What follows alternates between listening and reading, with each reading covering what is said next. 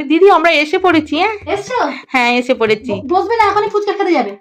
না কোথাও পকোড়া স্টল ফল ফুচকা স্টল ফল হয়েছে, বাইরে ফুচকা পকোড়া স্টল হয়েছে, নিজের মতো করে খাবে, নিজের মতো করে পেট পুড়ে খাবে। হ্যাঁ সেই রকমই তো, আমরা তো আর পেট খালি করে খাবো না। যে যে বাড়িতে লজ্জা পাবে না, যা দরকার আমাদের বলারে সব অ্যাভেলেবেল, সব অ্যাভেলেবেল, যত খুঁড়ি খাও, আনলিমিটেড সব, বুফে সিস্টেম। না তাহলে দিদি শুনো, আরেকটা আমি কথা বলি। একজনদের বাড়িতে গেছিলাম নিমন্ত্রিত, কিন্তু বলছে যে আমাদের বাড়িতে ফুচকা হয়েছে, পকোড়া হয়েছে, কফি হয়েছে, এইরকম সব হয়েছে।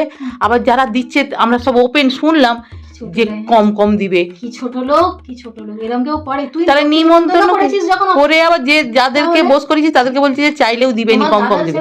তোমার দাদা মহাদেবের মতো মন, সে এসব করতে পারে? সে তো আগে যারা ফুচকা দিচ্ছে, পকোড়া দিচ্ছে, তাদের বলে এসছে লোক জানো যতবার চাইবে ততবারই দিবে, যতবার। আমাদের সব আনলিমিটেড, সব। তুমি এসো না, আমি যাই। সেই রকমই হলেই হলো বাবা। আমরা দেখো গিফট দিয়ে তোমরা নিমন্ত্রণ করছো বলেই তো আমরা খেতে আসছি, বলো। মানুষ গিফট দিয়ে খাচ্ছে, তাদের ফ্রিতে খাচ্ছে না। আমরা তো আর এমনি আসিনি কারো বাড়ি খেতে।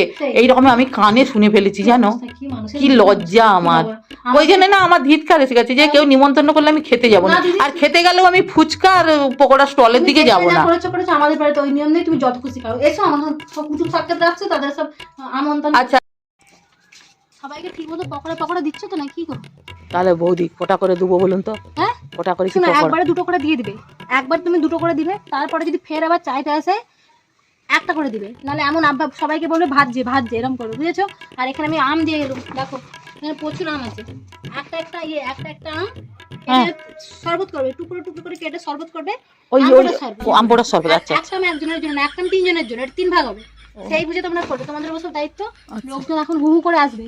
আচ্ছা সেরকম করে বেশি। তাহলে বৌদি কতজন আমন্ত্রিত আপনাদের? আমাদের আছে 500 জন। এমন ভাবে তুমি মানে অ্যারেঞ্জমেন্ট করবে যেন 600 জন খেতে পারে। আর ফুচকা চাইলে দিবে, ফুচকা কটা করে দেবো? হ্যাঁ ফুচকা দুটো করে দিবে, বলবে যে এখন গরম পড়েছে, বেশি ফুচকা খেলে অ্যাসিড হওয়ার সম্ভাবনা থাকে। যখনই ফুচকা খেতে আসে পকোড়ার কাছে পাঠাবে, আর আমি পকোড়ালাকে বলে দিচ্ছি পকোড়া খেতে গেলে তোমাদের এখানে পাঠাবে। এইভাবেই চালাবে, বুঝেছো? আচ্ছা বৌদি, তাহলে একটা আমি কথা বলি বৌদি, লোকে নিমন্ত্রণ করে তোমাকে তো জ্ঞান এখানে বলতে হবে না, যেটা বলি সে অনুযায়ী করো। তোমরা ফুচকা পকোড়া খেয়েছো? হ্যাঁ এই খাবো, যাচ্ছি। খাও খাও। হ্যাঁ তাহলে আমাকে একটা একটা বাটি দিন তো, একটা মানে পাতা দিন না। কেন নিবে?